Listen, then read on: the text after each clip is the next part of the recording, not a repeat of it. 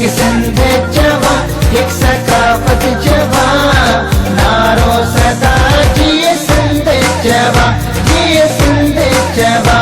नाज़रीन अवामी न्यूज़ में खबरों सिलसिलो जारी है। वक्त के रानीपुर में खबर ॾींदा हलूं त रानीपुर में बेटाई पब्लिक हाई स्कूल रानीपुर में सिंध तो में सा असांजो तालीम सां चाह असांजो जे सिरे हेठ एकता तकरीब मुनक़िद कई वई, जंहिंमें स्कूल जे शागिर्दनि शागिर्दियाणनि वॾे अंग में शिरकत कई। इन हवाले सां वधीक तफ़सील ॿुधाए रहियो रानीपुर में अवामी न्यूज़ रिपोर्टर बाबर मंगी पंहिंजी इन रिपोर्ट में। जी नाज़रीन, असां हिन महिल बेटाई स्कूल रानीपुर में मौजूदु आहियूं ऐं हिते जेका सिंध जी सकाफ़त जी तकरीब शुरू आहे ऐं उन जे हिसाब सां हितां जेको उनवान आहे सिंध तो में साहु असांजो तालीम सां ऐं चाहु असांजो, अचो त हितां जे शागिर्दनि ऐं उस्तादनि खां पुछूं त उन्हनि जो छा चवणु आहे। साईं सदाई करी मथे सिंध सुकार, दोस्त मिठा दिलदार आलम सब आबाद करी। वाकई भिटाई सरकार रहमतुल्लाह अलैह बि सभ खां पहिरियां सिंध जे लाइ ऐं पोइ दुनिया जहान जे लाइ दुआऊं घुरियूं त इहे आबाद हुजनि, शाद हुजनि, बसंदियूं रहनि। अहिड़े तरीक़े सां हर फ़र्द जो इहो फ़र्ज़ु आहे जेको जेको जंहिं धरतीअ सां तालुक़ु रखे थो त उन धरतीअ सां चाह रखे, मोहबत करे, प्यार करे। इहो असांखे इस्लामी नज़रिए में मिले थो पियो। अहिड़े तरीक़े सां हीअ जेका टॉपिक आहे वाकई तमामु बहितरीनु टॉपिक आहे ऐं गौर फ़िक्र जे लाइक़ु आहे। अहिड़े तरीक़े सां हिते जेके ॿार असां वटि तालीम वठनि था पिया, इन्हनि जो बि अहम फ़रीज़ो आहे ऐं इन में जेको तालीम जो अहम किरदारु आहे। जेकॾहिं मुआशरे में तालीम न हूंदी त इन सकाफ़तुनि खे उजागर करण जो ॿियो को रिसोर्स आहे ई कोन। सिंध तो में साहु असांजो, तालीम सां चाहु असांजो। उहे क़ौमूं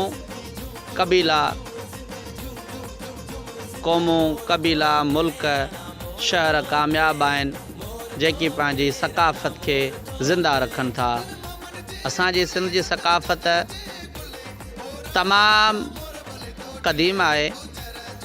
असां सिंध न्यूज़ जा शुक्रगुज़ार आहियूं जिन हिन सिंध सकाफ़त खे तालीमी ॾिहाड़ो करार ॾेई असांजे नसुलनि खे रोशनास कयो आहे। जीअं त सिंध तो में साहु असांजो, तालीम सां चाहु असांजो।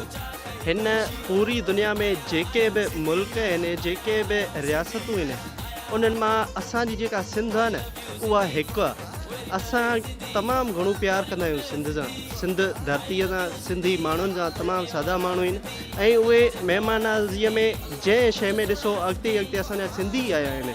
हर मुल्क में जिथे वञो त उते ई सिंधी आहिनि, छाकाणि त उन में टैलेंट बि वधीक आहे।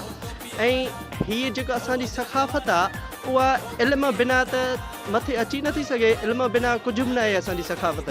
तंहिं करे असांजी सिंध में जेके बि तालीमी इदारा आहिनि उन्हनि में असांखे वधि वधि तालीम ॾियणी पवंदी। असांजे नस्ल में जेके असांजा मुस्तक़बिली नस्ल आहिनि उन्हनि वधि वधि असांखे तालीम ॾियणी पवंदी। साईं सदाई करी मथे सिंध सुकार, दोस्त मिठा दिलदार आलम सब आबाद करी। सिंध असांजो साहु आहे, तालीम में असांजो चाहु आहे। असां पढ़ी लिखी सिंध जो नालो रोशन कंदा। जॾो तुंहिंजो ॼाण बाज बि ओॼाई मंगा, रिय थंबे रिय थोणिए तूं छपर तूं छा, पुॼाड़ो कहां तोखे मालूम सभु का। सिंध असांजो साहु आहे, तालीम असांजो चाहु आहे। असां एकता जो ॾींहुं भरपूर नमूने सां मल्हाए रहिया आहियूं। मज़ीद खबरों और तफसीलात के लिए विजिट करें हमारी वेबसाइट www.awamiNewsHD.com।